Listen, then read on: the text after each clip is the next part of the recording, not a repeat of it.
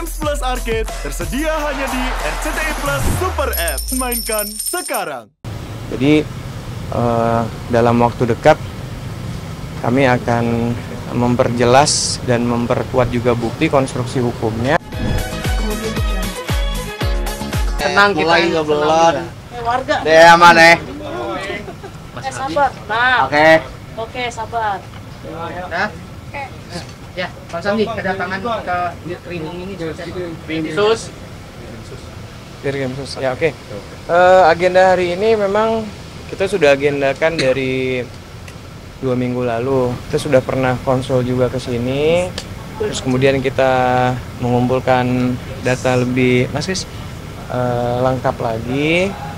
Kemudian hari ini kita putuskan ke sini kembali untuk melengkapi beberapa data. Kemudian juga klien kami juga menyampaikan bukti-bukti baru.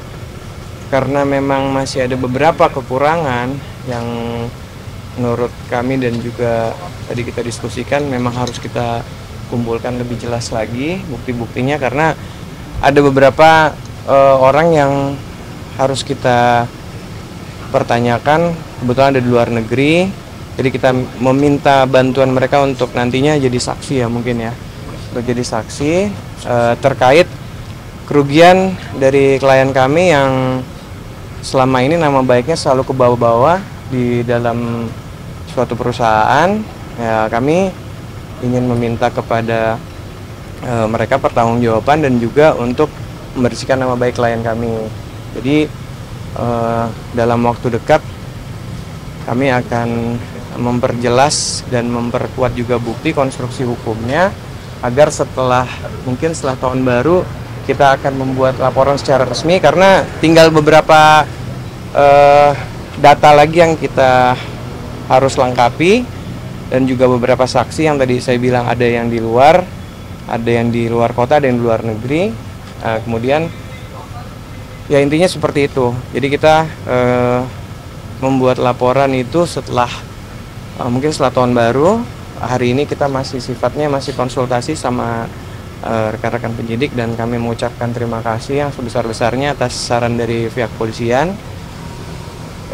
Untuk selanjutnya kita menunggu setelah data kita lengkap gitu.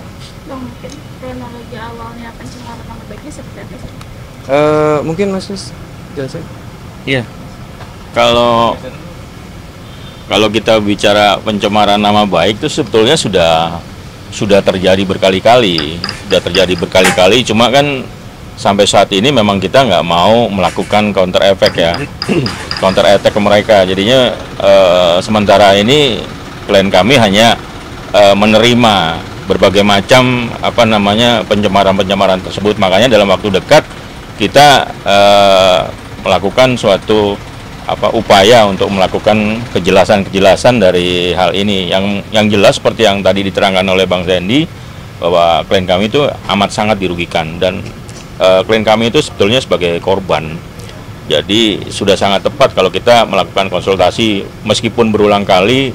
Yang penting nanti di endingnya memang klien kami bersih namanya, karena untuk usaha dan untuk melakukan aktivitas sampai dengan saat ini sangat amat mengganggu gitu. Untuk sementara seperti itu. Kerugian apa yang Mas Hamis alami, Mas?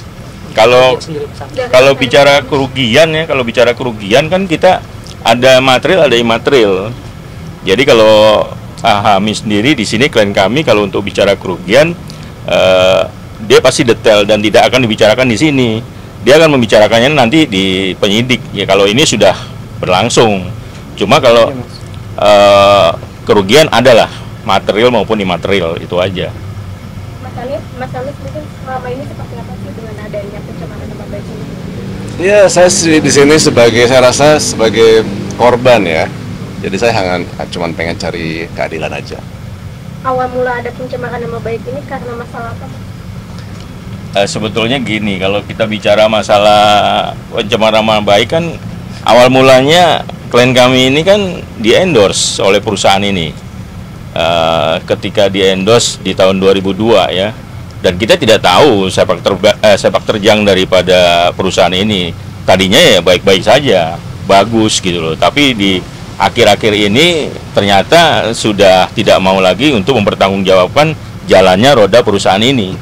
Jadi akhirnya karena banyak seperti pihak-pihak yang lain itu tidak ada di tempat, hanya Hamis yang selama ini ada dan melakukan perbuatan-perbuatan yang kiranya untuk kelangsungan perusahaan. Tapi lama-kelamaan kan nggak bisa ditanggung oleh dia sendiri, dan dia sendiri bukan direktur utama gitu. Makanya ya sebagai korban seperti yang dibilang oleh klien kami. Begini udah berapa lama Mas terjadi? Sudah berapa lama? Mungkin dari berapa minggu yang lalu atau berapa bulan yang lalu? Ya cukup lama ya, tapi sekarang kita udah riset dan udah bongkar lumayan banyak ya di bagian ini. Jadi kita banyak belajar juga. Ya banyak yang saya juga baru belajar juga. Ternyata yang dekat sama kita tuh yang bener-bener yang ya nantilah ya kalau sudah kita masang LP. Artinya lebih mawas, lebih was-was lagi ya lebih. Iya. Kalau kerugian secara materi ada nggak sih Mas?